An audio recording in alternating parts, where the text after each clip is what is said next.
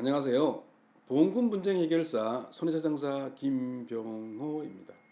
여러분, 만약 사고로 크게 다쳐서 병원에서 1년 넘게 사투를 벌이다 결국 세상을 떠났다면 유가족은 어떤 보험금을 받을 수 있을까요? 당연히 사망보험금은 받겠죠. 그런데 만약 사망하기 전 상태에 대해 후유장애 보험금을 청구한다면 보험사는 순순히 줄까요? 오늘 소개해드릴 내용은 보험사가 이건 장애가 아니라 죽어가는 과정일 뿐이다라며 지급을 거절했다가 법원으로부터 보험금 지급 판결을 받은 아주 중요한 사례입니다. 지금 바로 분석해 드리겠습니다. 사건은 2019년 10월로 거슬러 올라갑니다. 망인은 길에서 쓰러진 채 발견되었습니다. 진단명은 외상성 두견의 출혈과 지주막하 출혈, 머리를 심하게 다친 겁니다.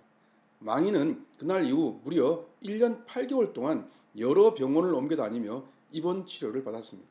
하지만 안타깝게도 2021년 6월 결국 숨을 거두고 말았죠. 유가족은 망인이 생전에 가입했던 보험의 80% 이상 후유장애 담보 보험금을 청구했습니다.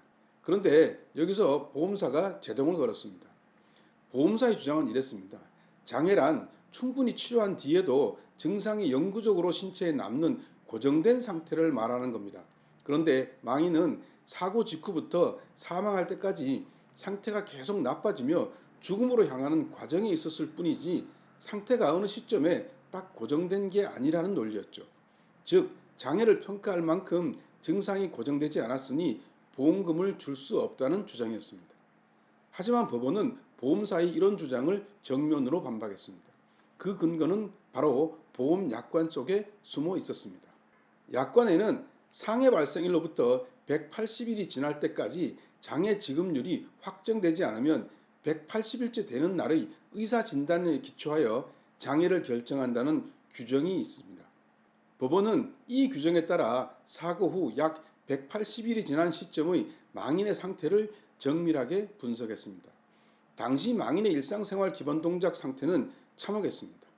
다른 사람의 도움 없이는 방 밖을 나올 수 없는 상태였고 튜브나 수액을 통해 영양을 공급받는 상태였으며 배뇨 배변은 의료장치를 사용하며 타인의 도움이 필요한 상태였으며 목욕 및 옷 입기도 불가능한 상태였습니다. 이걸 다 더하면 장애 지급률이 무려 100%가 됩니다. 법원은 사고 후 180일이 되는 시점에 이미 망인은 80% 이상의 장애 상태에 있었다고 판단했습니다. 결국 법원은 보험사가 유가족에게 후유장애 보험금 전액과 그동안의 지연이자를 모두 지급하라고 판결했습니다. 오늘의 핵심 포인트를 요약하여 드립니다. 첫째, 환자가 치료 중에 사망했더라도 사고 후 180일 시점의 장애 상태를 기준으로 보험금을 청구할 수 있습니다. 둘째, 보험사가 사망 과정일 뿐이라며 거절하더라도 약관상의 장애 판정 기준을 꼼꼼히 따져봐야 합니다. 셋째, 일상생활 기본 동작 평가표를 통해 구체적인 장애 지급률을 합산해 보는 것이 중요합니다. 보험은 여러분이 어려울 때 도움을 받기 위해 드는 것입니다. 보험사의 부당한 거절에 여러분이 소중한 권리를 포기하지 마세요. 라온손해사정은 보험 소비자의 권익을 보호하기 위하여 최선을 다하고 있습니다. 여러분도 유사한 경험을 하셨다면 반드시 보험 전문가와 상담하시기 바랍니다. 전문성과 풍부한 경험은 보험 분쟁 해결의 기본입니다.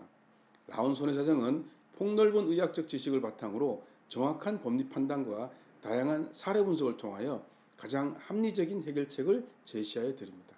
감사합니다.